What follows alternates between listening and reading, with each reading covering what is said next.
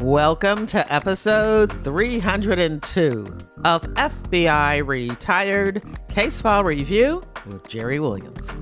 I'm a retired agent on a mission to show you who the FBI is and what the FBI does through my books, my blog, and my podcast case reviews with former colleagues.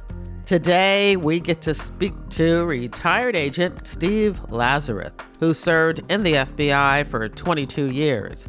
In this episode, he reviews his investigation of a flight attendant suspected of disrupting the normal operations of two commercial flights. The flight attendant set a fire in the lavatory of a 50-passenger commuter aircraft, forcing the plane to make an emergency landing. He was also charged with phoning a gate at Hartsfield International Airport in Atlanta just 6 days after the 9/11 terrorist attacks, threatening that the plane would blow up in the air and all the passengers aboard were going to die. Steve worked this case while assigned as the Atlanta Division's first full-time airport liaison agent.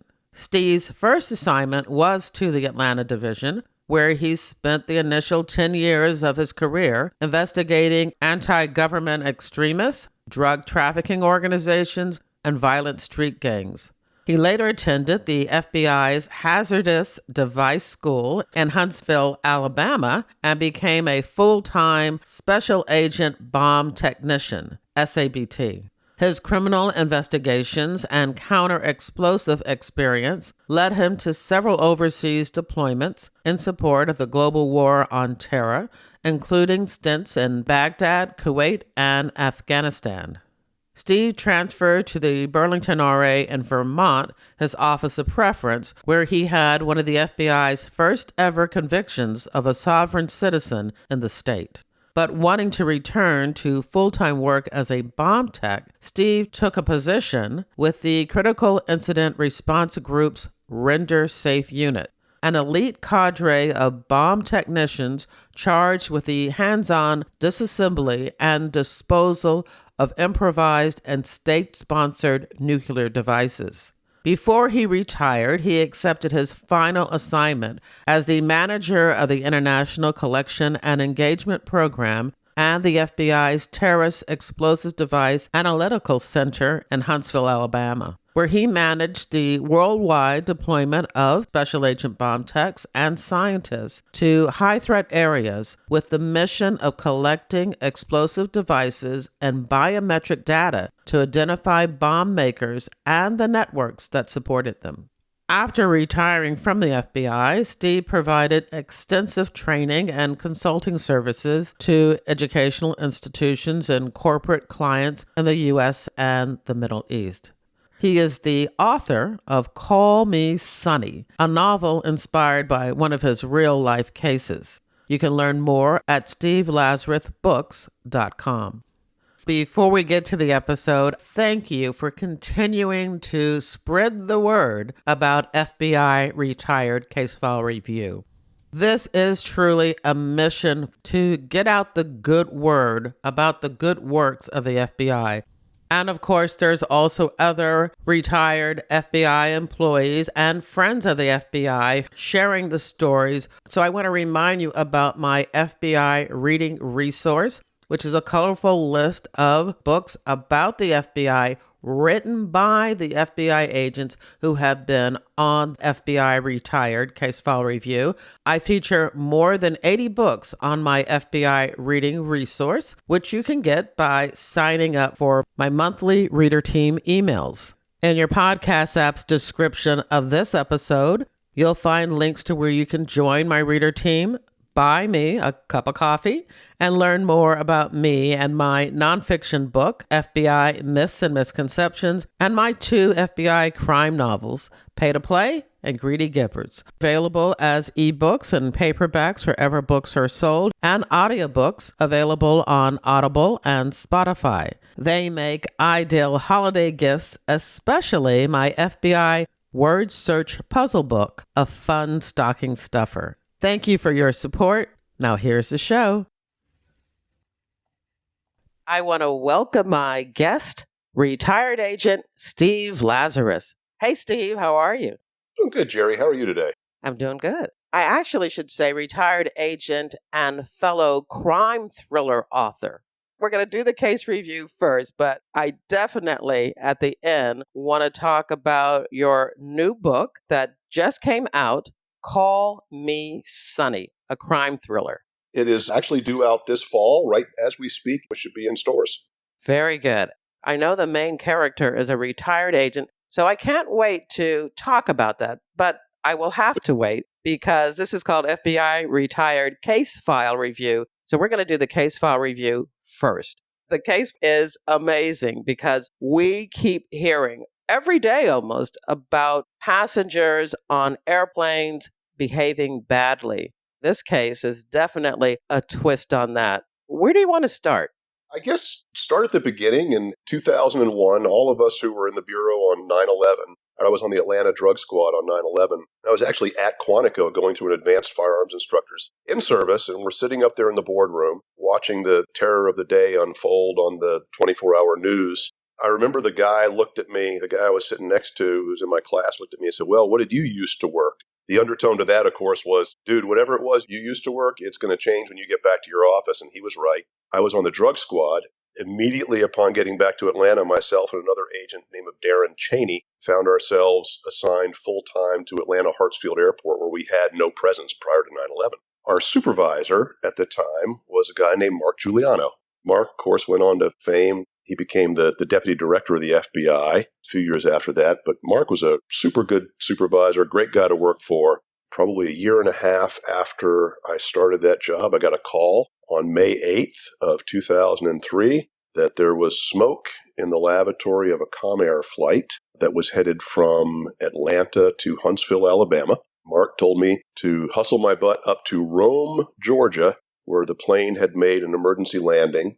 I went up there and met with about 6 of the agents from the RA up there, and we started investigating why this plane had landed in Rome, Georgia.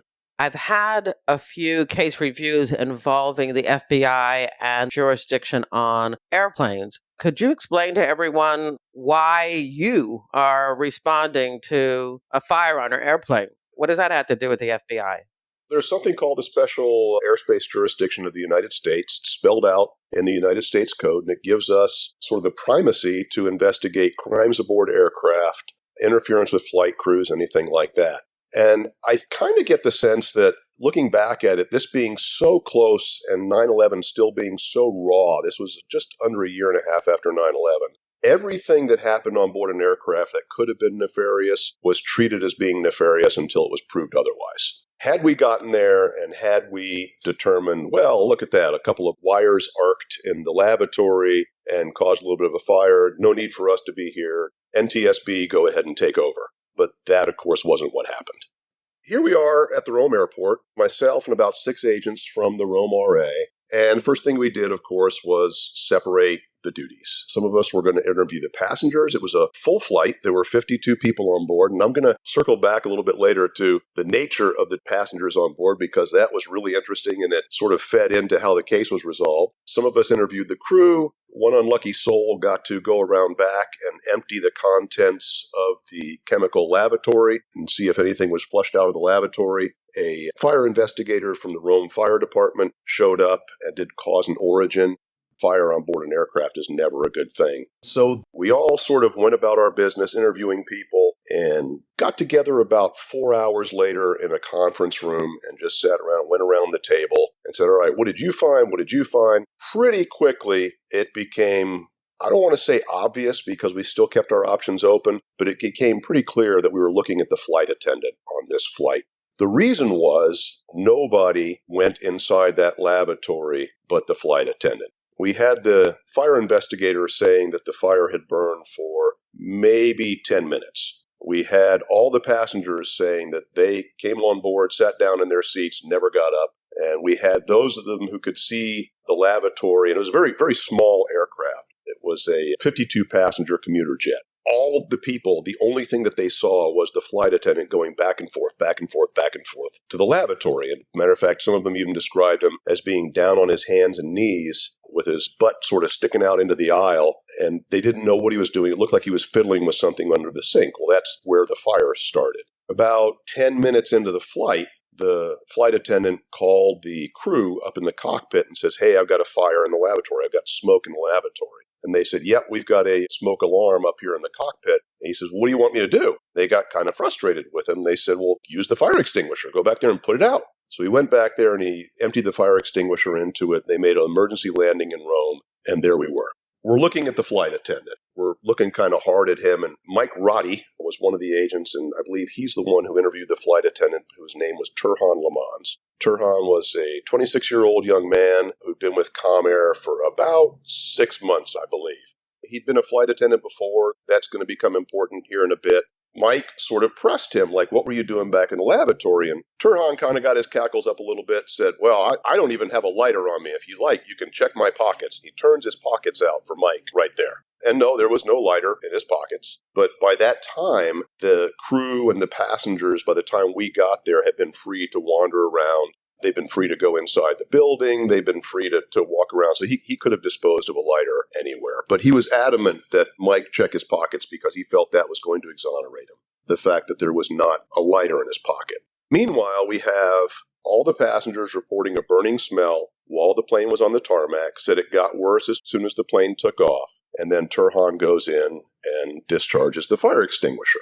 The contents of the wastebasket were just some ordinary couple plastic bags, couple tissues that had maybe been left over from the flight before, and an entire USA Today paper from that day, and in particular, the life section of the paper had been burned. It had been set afire, and it was very, very clear what had started the fire. Somebody had lit this thing on fire and put it in the trash can and then closed the door, because the door that opens up to the trash can was singed and burned, and it was obvious what the cause and origin of the fire was. And that is right underneath the sink, the trash can? Right underneath the sink in the bathroom. We asked the crew, the pilot and the co-pilot, what's the significance of that? The way they described it was very, very close to some hydraulic lines, some flight controls. They said if this thing had been allowed to burn for a couple more minutes, it really could have crippled the aircraft and brought the whole thing down. It was sold to the public as just a little smoke in the lavatory. It was almost a huge air disaster. It was almost the death of 55 people, 52 passengers and 3 crew. Mike Roddy is talking to Turhan, and he says, "Hey, look, I've got this burned section of the USA Today that's back there, and I want to know, when I take that thing out and send it up to the laboratory, am I going to find your fingerprints on it?" And his response was an emphatic no. And we made sure, of course, to document that in a 302. We got him on record as saying to Mike, and he said it with a witness nearby, "Nope, never touched it. Absolutely no way you're going to find my fingerprints on it." The pilot and the co-pilot at this point are starting to weigh in. They're a little bit concerned about Turhan's actions. The way they put it to me was, this is flight attendant 101. You see a fire, you put the fire out. You don't call and say, "Hey, I've got smoke in the lavatory, and what do you think I should do?" You see it, and they were kind of like saying, "Hey, dummy, put the fire out." And they were a little bit perplexed as to why they had to tell him so many times to put the fire out. We went ahead and took our evidence. We took the trash can. We took the door that was scorched. We took, of course, the USA Today. Everything went up to the laboratory. We're just kind of sitting on it at this point. No arrests. Nobody's going anywhere. We know where everybody lives, so there's no need to start the process going too quickly. And an AUSA gets assigned, and the AUSA is Jane Swift. Jane's a dear friend of mine, love her to death, and had a great time working this case with her. So I'm back at the airport about a week later, and I'm having a conversation over coffee with a guy named Cal, who is an Atlanta Police Department detective who works at the airport. And we're just sitting there, and he says, "Hey, did you go up on that smoke in the cockpit?" I said, "Yeah, got some issues there. We got this guy named Turhan Lamans, who we think might be good for it." And his face goes a little white. He says, "Turhan Lamans?" I said, "Yeah." "Well, you know him?"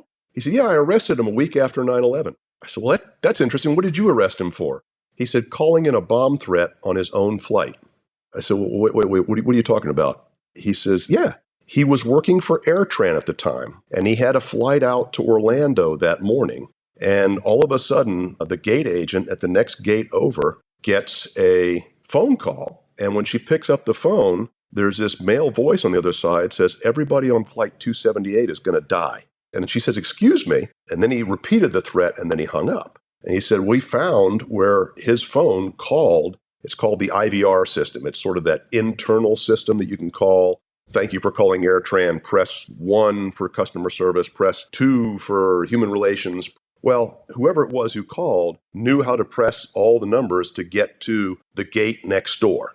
Kind of sounds like an inside job. It does. And so they arrested him and took him to Clayton County Jail, which is where you go when you're arrested at the Atlanta airport.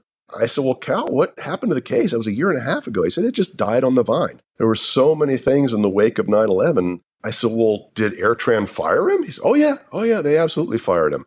Well, now I'm thinking, if you got fired by AirTran, how did you get hired by ComAir? And I don't feel bad talking about ComAir now because they're no longer a thing. They're not a company. They were one of Delta's subsidiaries, just like ASA back in the old days, if you remember, the smaller companies that used to fly as Delta Airlines. And also, they just didn't do their due diligence. They hired a guy who was fired by AirTran for calling in a bomb threat on his own flight.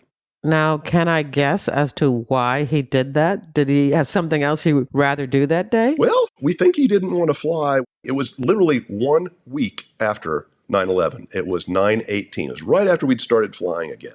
And I interviewed his crew from that day. And I remember 2 of the flight attendants saw him during passenger loading. They saw him standing in the back of the aircraft on his phone, trying to sort of conceal the fact that he was on his phone because flight attendants, it was very, very clearly prohibited. You're not allowed to be on your phone when you're working a flight. We had that. We had the captain who told us that Turhan came to him that morning and said he didn't want to fly because his grandmother had just passed away. And they said, well, we'll try to find somebody to fill in for you, but if you can't, we need you on this flight. We later found out that was a lie as well.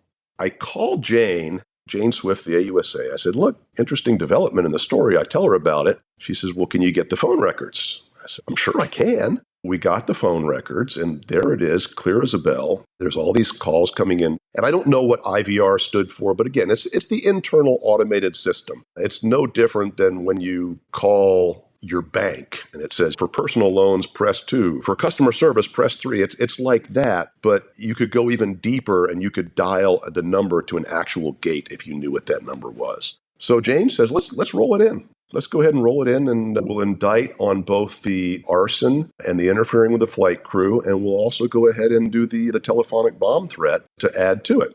By this point, maybe a total of a month later, we got the fingerprint report back from the lab at Quantico. Not only were Turhan's fingerprints on that section of USA Today, but they were the only fingerprints on that section of USA Today. It literally could not have come out better for us. No way, no how. So we went ahead and indicted him. I arrested him. And when I arrested him at work, he was working at a car dealership down in Morrow, down in Clayton County. And of course, he was just as defiant as could be. He said, oh, no, you've got the wrong guy. You guys are going to be so embarrassed when this doesn't work out your way. And we took him to jail, and he ended up staying in the Clayton County jail. At this point, we start interviewing the passengers to the plane. We're starting to go through trial prep. And I said earlier that we had an interesting passenger list. So think for a second about the routing of the plane. It was going from Atlanta to Huntsville. And think about what is in Huntsville. Well, it's Redstone Arsenal. I'm not lying. This is not hyperbole to say literally half the people on that flight were rocket scientists. There even came a point we had all the witnesses in that we were going to call for trial. Jane was doing her trial prep with them in Rome, and they all drove up. They all drove a bus up from Huntsville. And there was this one older guy. He was probably in his mid-70s. And I can't for the life of me remember his name. But everybody was giving him a great deal of deference. It was obvious he was the big deal. And I finally asked one of the guys, I said, who is that guy? He said, do you know who Wernher von Braun was? I said, well, yeah, of course I know who Wernher von Braun was. He was the father of our rocket program. He says, yeah, he was kind of like the chief rocket scientist for the United States. He said, there have only been 4 people who've occupied the same job as Wernher von Braun. That's the 4th one right there. We had America's chief rocket scientist on the flight and a lot of other people who were super big 20-pound brains when it came to rockets and fuel and things like that. And that became important during the trial. I'll kind of circle around back to that as well. So we got all the phone records together, and we saw where not only was Turhan's call on the bomb threat on September 18th for 2001, but that he had called there 6 or 7 times. He would call and hang up. He would call and hang up. And then there was this one call that lasted about 45 seconds, and that was the target call we were looking for. We informed him that he was going to go to trial. And the next thing we know, probably the biggest surprise, because we still don't know exactly how he pulled it off, was who he had as an attorney. Every city has got their big name attorney, and I'm not talking about the cheesy guy that says, slip and fall, one call, that's all. No. I'm not talking about Better Call Saul or the DUI guy. I mean the high-level, big-time criminal defense attorney. The Holy Trinity in Atlanta were 3 guys named Don Samuel, Ed Garland, and Bruce Harvey. To give you an idea of what level we're talking about, all 3 of them were the defense attorneys in the Ray Lewis murder trial post-Super Bowl. 2 of them, Don Samuel and Ed Garland, actually represented Ray Lewis himself and got him off. So we're talking big-time defense attorneys. And here we have Bruce Harvey representing Turhan Lamons, and we never really could figure out exactly how he was able to afford it or what the deal was. But while he was in jail, the Bartow County Jail for a while, which is where Rome is, we seized all of his phone calls. And most all of his phone calls were made to his mom.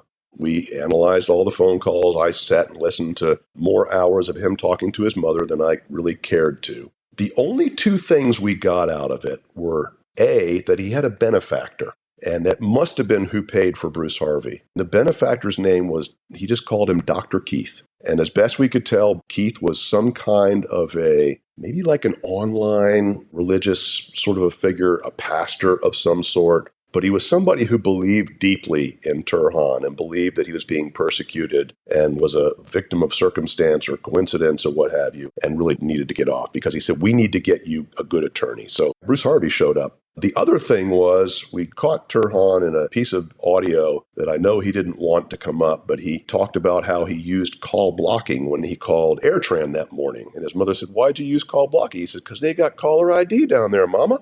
That turned out to be an audio bite that I'm sure he wished hadn't happened. It sounds like one that, when played to the jury, would interest them definitely. Oh, yeah. Well, here comes another one. He gets bond. And we weren't really surprised when he got bond because it wasn't, as we say, the Lindbergh kidnapping. He was barred from working on airplanes anymore. He wasn't deemed to be much of a flight risk. He wasn't deemed to be all that dangerous. So he got bond. My partner, Darren Cheney, and I went to his house because we had to fingerprint him again. The AUSA did not want his fingerprints from his background investigation for the airline. She wanted ones that we could absolutely testify were his fingerprints. So we got a warrant. We went to his house, took his fingerprints. We said, hey, long as we're here, you want to talk? He says, sure, because Turhan is one of these guys who thinks he can talk his way out of anything. And we said, hey, just say this is not custodial, right? We're not going to read your Miranda rights. This is your kitchen table. You can tell us to pound sand, get up and leave, and we'll walk out of your house. He said, no problem at all. And we're talking to him about the fire itself. He looks at me. He says, Agent Lazarus, it sounds like you really think that I started this fire. I said, well, Turhan, if that's the case, if that's what you think, then maybe it's because I have all these witnesses who are saying you were the only person who went in the bathroom. Maybe it's because I have a USA Today on which your fingerprints and only your fingerprints were found. And maybe it's because there's really no other way this fire could have started. And I said, also, there's the fact that you told Agent Roddy on the night of the fire that your fingerprints were not on there. And he stopped me. He said, oh, no. I never told Agent Roddy that. Matter of fact, I told him I had touched that newspaper. I told him that I saw the newspaper and put it in the trash. I said, okay. We went back and forth, and finally he looks at me and said something that I think was probably the final nail in his coffin. He said, Agent Lazarus, I did not intentionally start that fire. I like that word, that qualifying word, intentionally. Absolutely. I said, okay, fair enough. So you're saying it was an accident? And he repeats himself. So I did not intentionally start that fire. I said, hey, Turhan, look, man, this is going to get out of control pretty quickly. Okay? You're going to be indicted. You're going to be prosecuted for this. This is a serious crime. If this was an accident, talk to me, man. Tell me your story. And he just repeated himself again. He said, I did not intentionally start that fire. So the whole time I'm sitting there making notes, and of course it all goes in my 302. One of the other things that we discussed with him there was the death of the grandmother, or it might have been an uncle or something, that was the reason he didn't want to fly on the AirTran flight that day.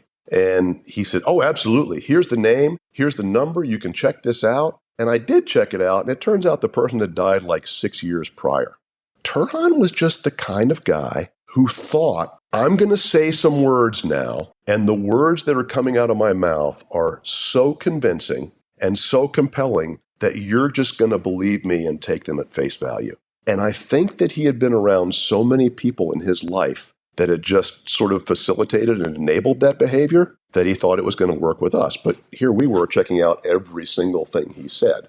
We thought we had a strong case on the threat. The fingerprints came back from the lab. Another thing he told us, and this was during the kitchen table session, was he says, oh, Mr. Lazarus, Agent Lazarus, these kinds of things happen all the time. My roommate, Oh, Eric, really? my roommate, all the time. My roommate has had like 3 fires on his aircraft. Okay, great. Well, his roommate was Eric. I tracked down Eric like a week later. Again, Turhan just didn't think you were going to check anything. I tracked down Eric. I said, and Eric was kind of hostile to me because they were more than just roommates. They were partners. I said, Eric, you can answer my questions or you can answer them to the grand jury, man. It's easier just to answer mine right here because I caught him at the employee lounge at Hartsfield. I said, how many flyers have you had on your airplane? He looked at me, what? I didn't tell him Turhan said anything. I said, well, how many fires have you battled as a He said, none. I never had a fire on my airplane before. I said, okay, thank you. Another part of his story that we ran to ground that he didn't think we would run to ground, we said, why were you going back and forth to the lavatory so much? He said, oh, Agent Lazarus, these are all required checks. You have to check the lavatory at this point, at this point, at this point, and at that point. He was trying to explain why he was back in the lavatory 6 times. So, of course, we went out to ComAir headquarters in Cincinnati, Ohio, and we talked to the flight attendant supervisors out there. They said, no, absolutely none of that's true. So we called them for trial as well. You had said this at the beginning, and I don't understand while he was doing this on his hands and knees with his butt up in the air, why he had the door of the bathroom open so that all the passengers could see what he was doing. I don't know. We still don't know the why of this whole thing. There was no personal gain to be made from this. I don't know if he was necessarily interested in trying to be a hero. I think maybe he craved the attention. Do you think he knew the danger he was placing everyone in by lighting the fire in that particular location of the plane?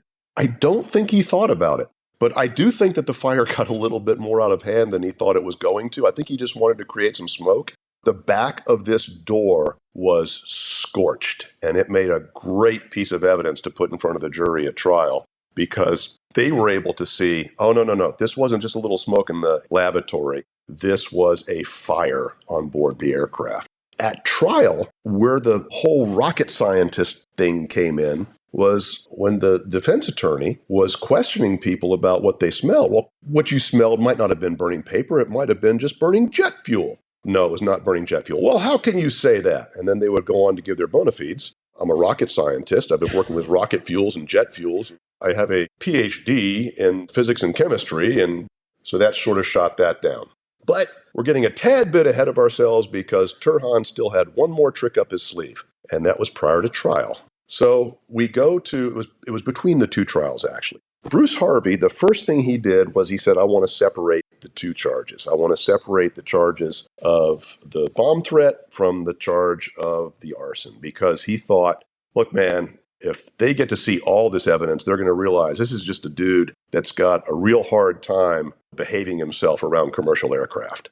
He went to get the charges separated, and he did. He was successful. By this point, we were in front of Judge Vining up in Rome, Georgia, and Bruce successfully gets the charges separated, and we go to trial first on the bomb threat.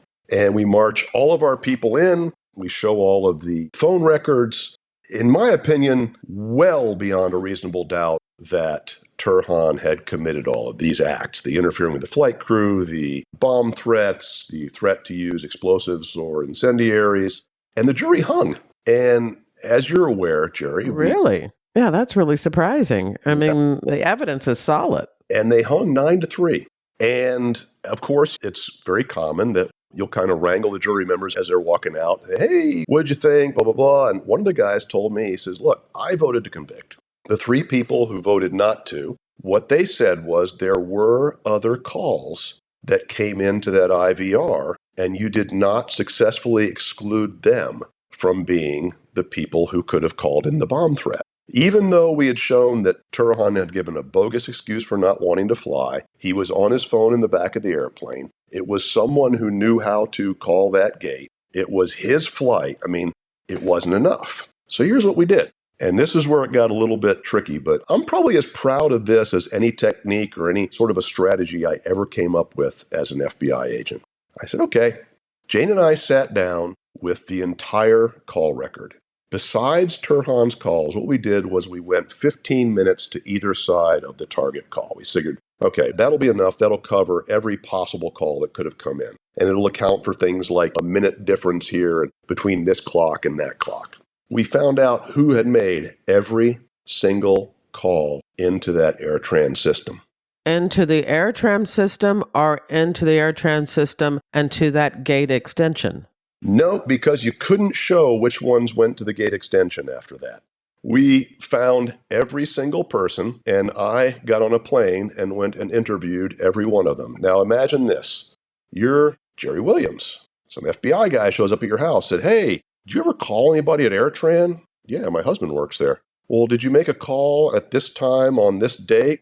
I may have. Do you remember why you called? Yeah, I was probably calling to tell him to pick up something at the grocery store before he come home. Did you call and make a bomb threat that day? No, absolutely not. Why? Okay, thank you. Here's your subpoena. We went on down the line, and what we ended up doing, there was actually one I remember. One was a woman who called in to tell her husband that their daughter was going into labor that morning. She says, oh, I remember that morning our daughter went into labor. I called in to tell my husband that to get to the hospital, his daughter was going into labor. So we had this whiteboard up at trial. The whiteboard is a printout, and it's huge, a huge printout of all the calls. There were about 6 or 7 from Turhan and about 6 or 7 others. And we start calling people. So we called Joe Smith.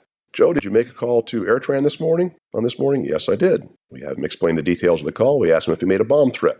No, absolutely not. Okay. And then Jane would hand him a Sharpie. And as he got down off the witness stand, she would say, please go draw a line through your call. And this is on an easel in front of the jury. So he walks over, he draws a line through his. Let me just clarify for everyone. They probably got it, but this is a retrial. You were trying him again for these same charges that initially had a hung jury. Exactly. So then we call Jane Doe. We repeat the process. And the jury, it took them about 2 or 3 before they realized what was going on. Then we start to see heads nodding. And finally, the last one of them walks up, does their testimony. Jane hands them the Sharpie. They do as she says. They line through their call. And of course, now we've got this big call record sitting in front of the jury, and the only ones left are Turhan's calls. And we had a break. Bruce Harvey walks up to me at the break. He comes at me actually from behind, and I just feel him grab my arm, and he pulls me close, and he whispers in my ear. He goes, Lazarus, you son of a bitch. And I turned to him, and I just smiled, and I said, I got to tell you, Bruce, I'm kind of proud of this one. He says, yeah, well, I got to go back to this is his exact words, I got to go back to my dumbass client now and see if he's willing to take a deal. He went back and asked if he was willing to plead. And I think Jane said that he could plead to 1 count of the indictment, which was the bomb threat. And I think she said that they would drop the interfering with the flight crew. And he said, no dice. So they And how many calls, you were talking about the witnesses who testified why they made that call. How many people did you have testify about that? 6 or 7. There was an equal amount of calls as there were of Turhan's calls. So Turhan, there were probably 13 or 14 calls on that big easel sitting in front of the jury. She called witness after witness and asked them, hey, did you make a bomb threat call? And a few of them were able to remember why exactly they called in. And a few of them said, well, I don't know. I would call and talk to my husband all the time, or I'd call and talk to my wife or my girlfriend all the time. Hey, pick up some milk on the way home, or how do you want me to pay this bill, or something like that. She just had each one of them line through their calls. And again, it was fun watching the jury, because the jury at first was like, what in the world's going on? I think it was after the second one, and they saw those lines going through all the calls that were not Turhan's, and they realized, and it took them 2 hours, and they convicted him on all counts. So now he's convicted. I remember Turhan's mom, who had been very, very vocal defendant of his and still was. She pulled Bruce Harvey aside afterwards. She said, well, what does this mean? What does this mean? And he looks at her and he says, it means your son is going to jail, ma'am. And she kind of took that like a bit of a gut punch. So we had that trial in the bag, and that was done. And now we have the arson trial. And probably about 2 weeks before the arson trial was set to begin, Jane Swift, the AUSA, calls me. She said, the trial's been put on indefinite hold. So why is that? Turhan has gastric cancer. I said, oh, crap. All right. I mean, I don't like the guy, but I didn't want to see that happen to him either. But okay, he's not going anywhere. We'll work this out when we work it out. Well, the trial date comes and goes. Maybe a month later or so, I'm in Jane's office on some other business. And for one reason or another, she shows me the letter that Bruce Harvey brought to the judge from Turhan's doctor in order to get the indefinite stay on the trial, the indefinite delay on the trial. Uh-oh. I looked at it. No, I know where this is exactly going. where it's going. I said, Jane, this is a fugazi. Come on. She said, what? What are you talking about? And don't get me wrong, Jane is a brilliant legal mind. She really is. This one I think, she's not in the business that you and I were in, Jerry. You didn't think anyone could be ballsy enough to do this? I said, Jane, this is a fugazi. It's a fake. She said, what are you talking about? I said, look at the language. There's layman's language in here. This is not medical language. I said, I could be wrong, but looks like I can see the edges of where the letterhead from the doctor's office was cut and pasted onto this thing. She said, you got to be kidding me. I said, tell you what, give me a subpoena for the doctor. I said, because the doctor's not going to, I walk in there, the doctor's going to HIPAA me. And he's going to say this is HIPAA protected and can't talk to you, blah, blah, blah. I said, but it's amazing what people will do when they have to think about losing a day out of their life to go sit in the grand jury waiting room. So I said, give me a subpoena for the doctor. I went to the doctor's office. I said, look, I'm not going to ask you any personal medical questions about Turhan Lamans. I'm not going to ask you if you're treating him or what have you. I'm just going to show you a letter, and I want to know if you wrote it. He said, yeah, no problem. Showed him the letter. Took him 2 seconds. Absolutely not. So, surprise. Yeah, what Turhan had done, he had doctored up a letter, no pun intended, and then he had taken it to his attorney, Bruce Harvey, and made him an unwilling dupe to his plot to obstruct justice. Bruce Harvey, because Bruce, like Jane, didn't think anybody would be ballsy enough to actually try something like that. Probably didn't realize what a pathological liar Turhan was. Bruce Harvey took it to the judge. Jane agreed to it. Said, poor guy's got gastric cancer. Why would we fight that? We took the whole thing back to the judge, and the judge was ticked. I mean, he was upset, and he issued an immediate revocation of his bond. Said, Agent Lazarus, go pick him up, put him back in jail now, and he will stay there until the arson trial. So I show up, and you know we're not supposed to just go out and arrest people by ourselves, right? But of course, if you see them, you don't just let them walk away either. So I drive down to Turhan's house. I called Darren. I said, hey, meet me down at Turhan's house. I don't even know what job it was he had then. But I said, let's go ahead and arrest him. We need to throw him back in jail. I show up. I'm not there. 2 minutes. Turhan shows up, starts walking out of his car. He's got like a bag of fast food in one hand and a sack of something from Publix or Kroger or something in the other hand. I thought, yes, this is pretty safe. I walk up, I said, Turhan, put it all down, turn around, put your hands on the car, you're under arrest. Of course, he protests greatly. I mean, his food is going to get cold. Yeah, well, the thing was, he had his hands full, so I thought, he's really not going to reach for anything. And I wasn't terribly worried about him anyway. I said, all right, I'm patting him down. I take his wallet out. And you're going to think I'm making this up. I swear I'm not. I pull his wallet out, and his driver's license, his Georgia driver's license, says Jamarius Sledge. I said, when did you become Jamarius Sledge? He said, about 3 months ago. I legally changed my name. I said, you what? He said, oh, yeah, absolutely. He said, I got the papers inside. I'll show you. I thought, okay, he's offering to give it to me. Go ahead and give it to me. With him cuffed, walked inside. He told me where they were.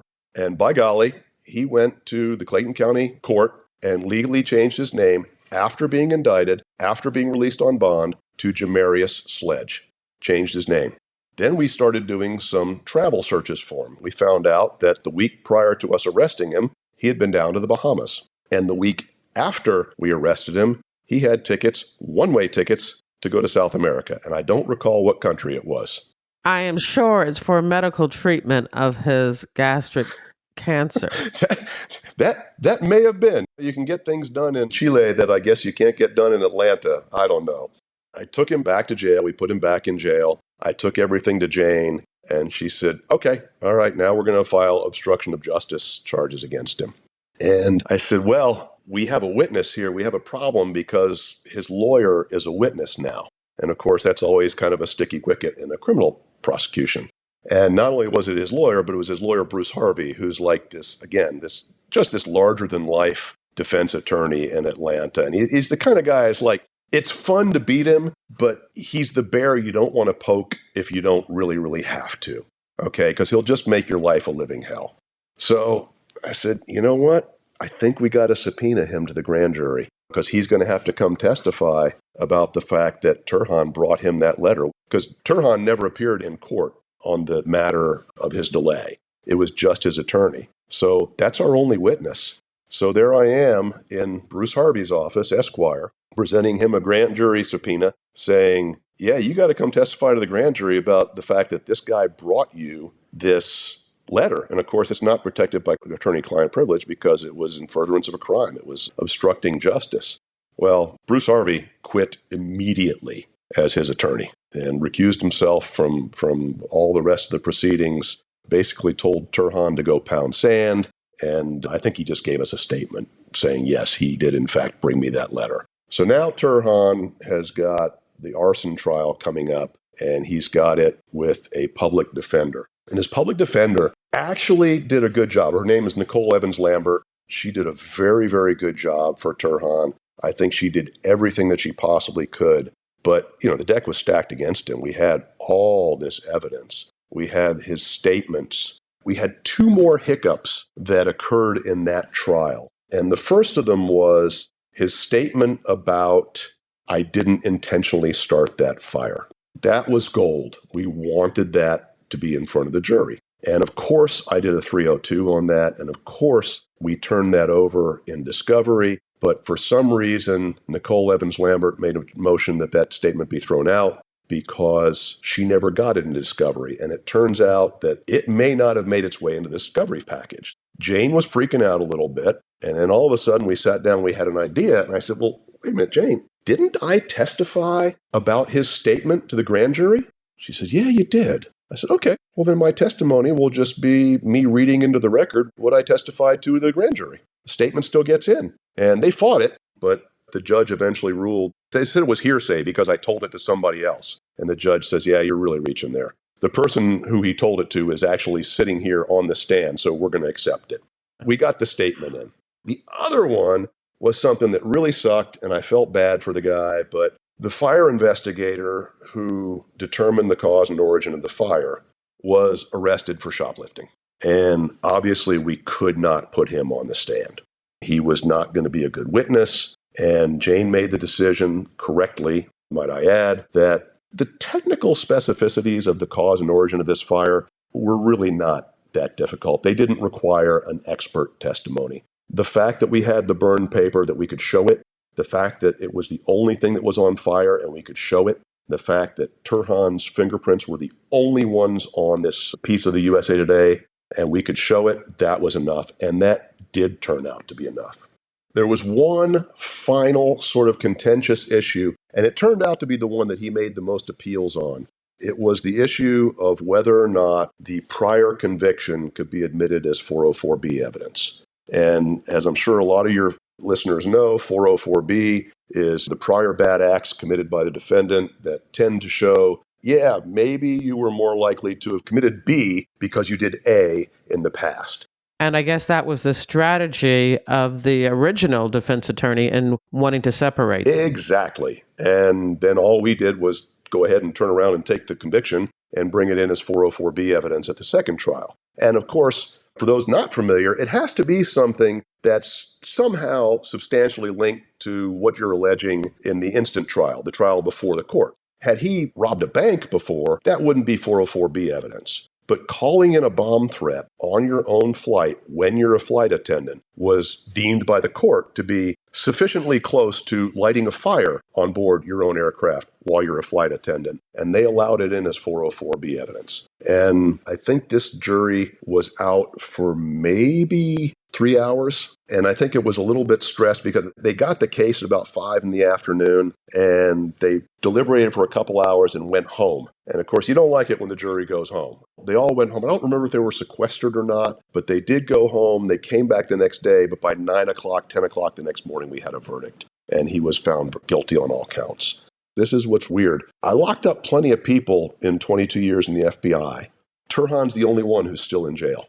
He got 271 months, which, if you don't want to do the math, is 22 years and 7 months. What? And that included, I found this at the last minute. I said, hey, Jane, are you going to charge him with 844H1? Well, Title 18, Section 844, subparagraph H, subparagraph 1 is use of fire or explosives in the commission of a felony. It's a standalone enhancement. So the felony was the arson and the interfering with the flight crew. And then the fact that he did so with the use of a fire, an incendiary, or an explosive is an automatic 10-year enhancement.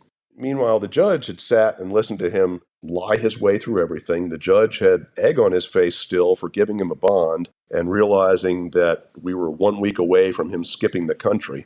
The judge was not in a charitable mood, and he threw the book at him. So he got 271 months, some small pittance to pay that he was never, ever going to pay. The judge kind of hammered him at sentencing. He said, you've taken no acceptance of responsibility. And of course, that plays into the sentencing guidelines. You place the lives of 54 other people in extreme jeopardy. The cancer hoax, all these things, he just gave him the maximum. I don't think he upward departed, but he went to the very, very end of the statutory maximum and gave him the 271 months. Turhan has been in jail now since 2004 is when I actually arrested him on the obstruction charge.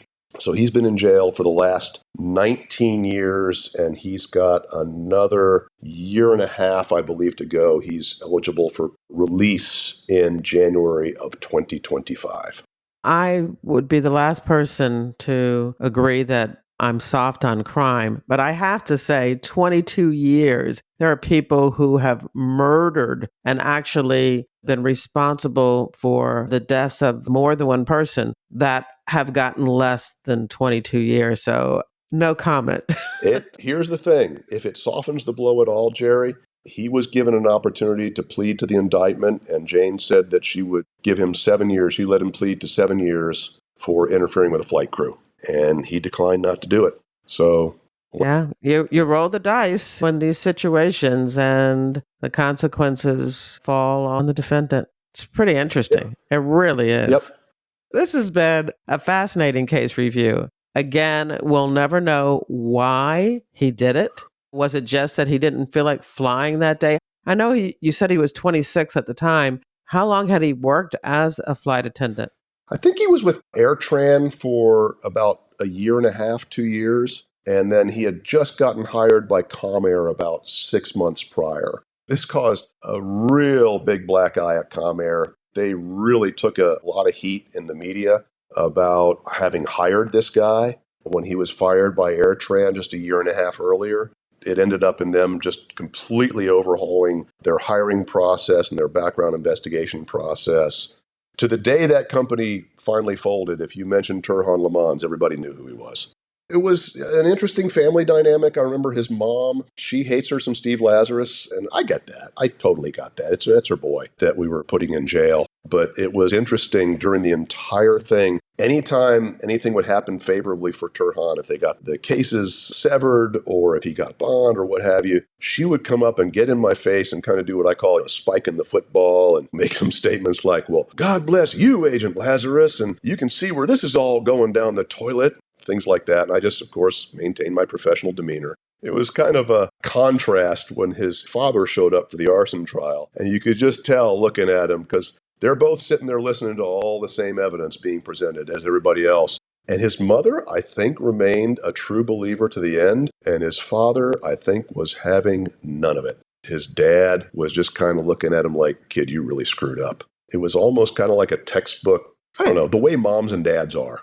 I think my mom and dad, probably the exact same way. Moms want to believe in you until the very end, and your dad will kind of look at you through a little bit more jaded eye. And it certainly was the case in Turhan's case. I have two photos of Le Mans. One of them in his flight attendant uniform, and Mm-hmm. another one is with him with, let's just say, some metal jewelry, also known as Yes, handcuffs. that would be correct. And we were actually very nice to him because we're supposed to handcuff everybody behind their back, no Yes, I exception. noticed that. It was a long trip. We literally drove him from Morrow, which is in Clayton County, south of Atlanta, to Rome, which is an hour and a half north.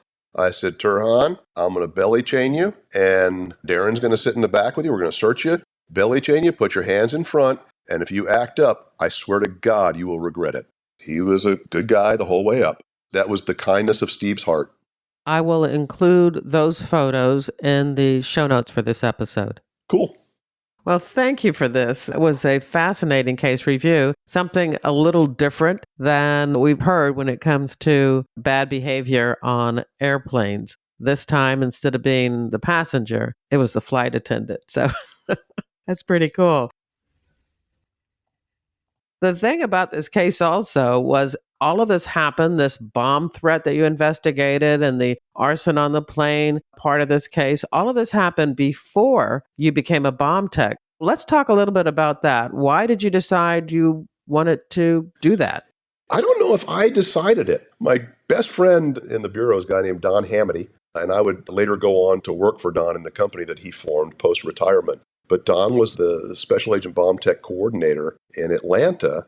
I was on the gang squad at the time, and he knew I was kind of getting worn out on putting dopers and gangbangers in jail. He said, hey, you want to try something different? Let me talk to you about the bomb program. We talked about it for a bit, and it seemed to be up my alley. I enjoy scientific things, and I enjoy things involving math, and I don't have particularly good judgment when it comes to separating myself from potentially dangerous circumstances.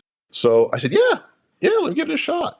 And I just really took to it. I went off to the Hazardous Devices School in Redstone Arsenal in 2008. 6 months after I got out of there, I found myself conducting bombing investigations in Kabul, Afghanistan, and points around there. And it just became something that defined the second half of my FBI career for sure. Eventually, I ended up at the FBI's Render Safe Unit, which is sort of the FBI's nuclear bomb squad. It's part of CERG, the Critical Incident Response Group up at Quantico.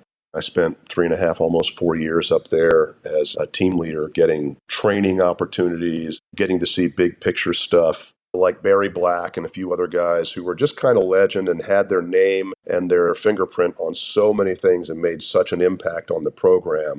At some point, you have to have crossed paths.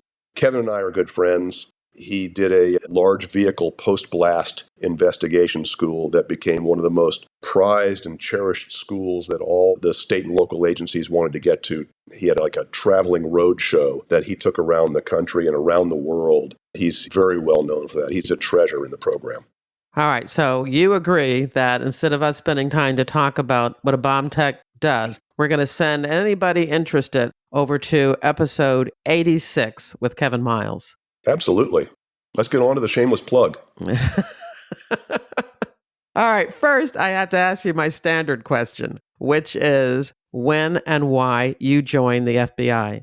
In 1995, I decided I had had enough of being we called at the time a security police officer, which is military police in the Air Force. And it helped the fact that I was at Minot Air Force Base at the time. In 1994, I had been through the National Academy as an Air Force officer because the Air Force got, at the time, 2 slots to every one of the sessions. So I'm actually a graduate of the 177th session of the National Academy. And while I was there, I'm at Quantico. This is 1994, so I was 31 years old, and I was thinking, I could work for these guys. When I went back to work in the Air Force after that, my mind was sort of singularly focused on getting into the FBI.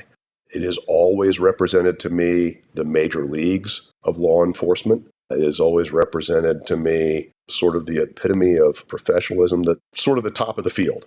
with all deference to people I know and love in ATF and DEA and Secret Service and everywhere else, the FBI was just where I wanted to be. Well, there you have it. So I know that during your career, you were in Atlanta. I was in Atlanta for 15 years and then probably made the biggest mistake of my career. Don't get this wrong, anybody from Vermont who's listening, because I love all of you. But I took my OP to the Burlington RA. And the reason that I OP'd to the Burlington RA was that I had been skiing there my entire life. I've been skiing up in Burlington and down in Rutland at Killington and just loved the area, and it was so picturesque. Well, Jerry, it turns out vacationing somewhere and living and working somewhere are two entirely different things. It was just miserably cold all the time. I wasn't doing full-time bomb tech work anymore. I was chasing sovereign citizens who were fun, but what I really wanted to do was full-time bomb tech work. To get into the program, I put in for a supervisory position as a team leader at what used to be called Hazardous Device Response Unit, HDRU. And right as I was getting there, it became the Render Safe Unit. And again, that's the FBI's nuclear bomb squad at Quantico. I spent about 3.5 years there, and then I took one last assignment down to Huntsville, down to TDAC, which is the Terrorist Explosive Device Analytical Center down in Huntsville, and I took another bomb tech job as the program manager for international collection and engagement. And what we did there was we collected IED evidence from SABTs, military partners, foreign partners around the world, and brought it to this one repository there in Redstone Arsenal, where the bombs were examined biometrically and technically and chemically to try to determine who built the bombs and how we could find them so that the military could go out and drop a bomb on them or shoot them in the face. Is this where you were when you retired? That's where I retired. I retired out of TDAC and then went to work for my buddy Don Hamady, who was the guy who recruited me into the bomb program. Don had created an organization called Odin Enterprises, sort of a security consulting firm, and they had some contracting gigs over in Abu Dhabi. So I spent the next 2.5 to 3 years on and off, more on than off, working contract gigs in Abu Dhabi, during the process of which I ended up getting divorced and moving down to the Florida Keys. While I was there, that's when I came up with the idea of writing a book. I can only imagine that your book is stuffed with things that happened to you in your real FBI career, because what a wealth of material being a bomb tech. Give us your one-liner, your premise sentence on what the book is about. The elevator pitch is what you want here. Yes, sell it. A down-on-his-luck retired FBI agent starts a new life as a private investigator in the Florida Keys when a number of people close to him start dying. He eventually uncovers the fact that there is a murder-for-hire network operating on the dark web, and in fact, he is the final target of this murder-for-hire network. There are a lot of FBI agents who are writing books, but there's not a lot of us that are writing crime fiction. When did you decide that you wanted to write a novel? It's actually based on another case of mine. In 1998, my partner Dan Morrison and I locked a guy up for threatening a bioweapons terror attack on the Atlanta subway on the July 4th weekend. When we locked him up, we had him on tape committing the threat. He went to trial, and at sentencing, he turns around to both of us and promises to kill both of us when he gets out of jail. And, oh, by the way, our families as well. So his 10-year sentence goes to 15 years. And once he gets inside the system, he starts acting up and assaulting guards and assaulting other inmates such that he just never gets out of prison. And he continues sending out these threatening letters. He's obsessed with the old AUSA in Atlanta who prosecuted him. And he sends out threatening letters to judges. We locked him up in 1998. 2013, he should have been out.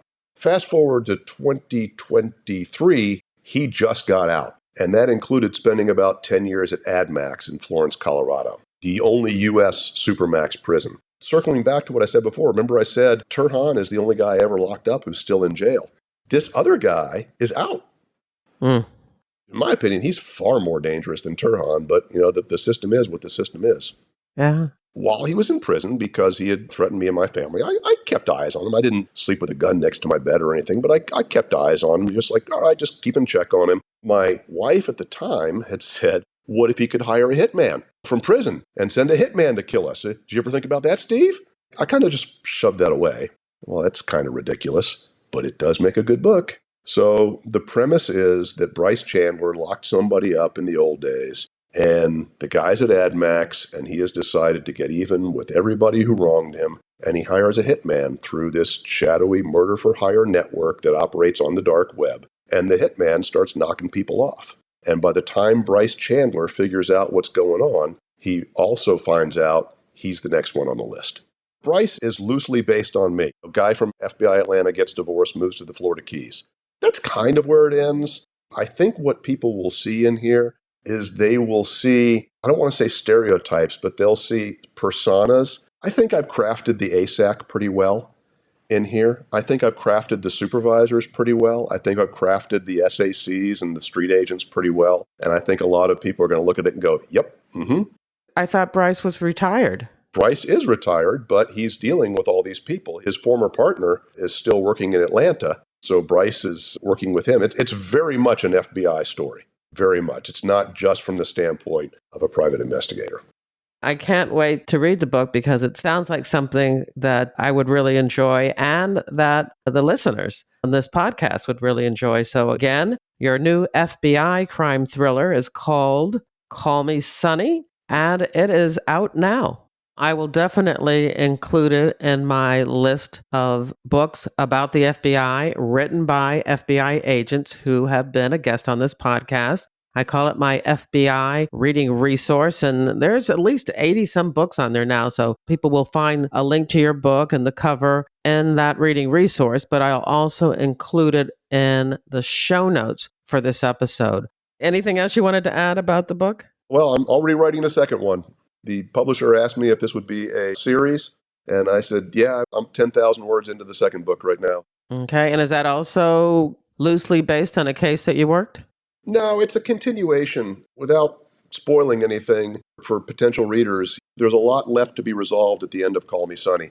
It begged for a sequel. That was kind of the way that I wrote it, was to have it lend itself to a sequel. Well, very good.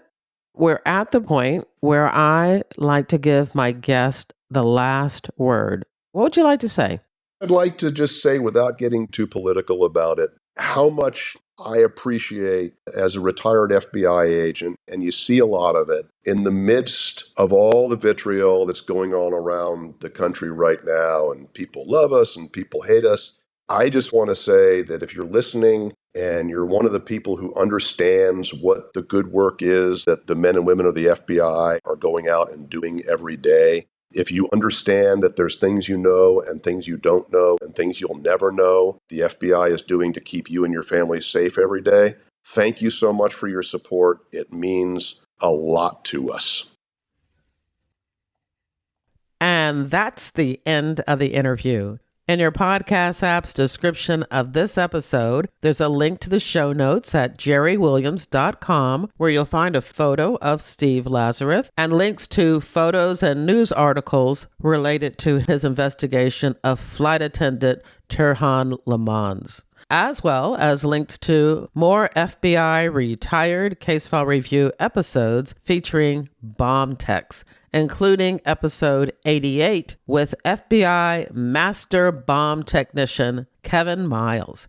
I hope you enjoyed the interview and that you'll share it with your friends, family, and associates. You can show me just how much you liked it by buying me a coffee. There's a link in your podcast app's description of this episode, or you can visit jerrywilliams.com and tap on the little coffee cup icon in the bottom right-hand corner of my website. Don't forget to follow FBI Retired Case File Review on your favorite podcast app. Now, this podcast is all about true crime, but if you're also interested in crime fiction, once a month via my reader team email, I keep you up to date on the FBI and books, TV, and movies. When you join my reader team, you get access to my FBI reading resource, a colorful list of more than 70 books about the FBI written by FBI agents who have been guests on this podcast. There's nonfiction, crime fiction, true crime, and memoirs. You'll also get my FBI reality checklist where I debunk 20 cliches about the FBI. and receive news about what I'm up to and about my FBI nonfiction and crime fiction books. I want to thank you for listening to the very end. I hope you come back for another episode of FBI Retired Case File Review with Jerry Williams. Thank you.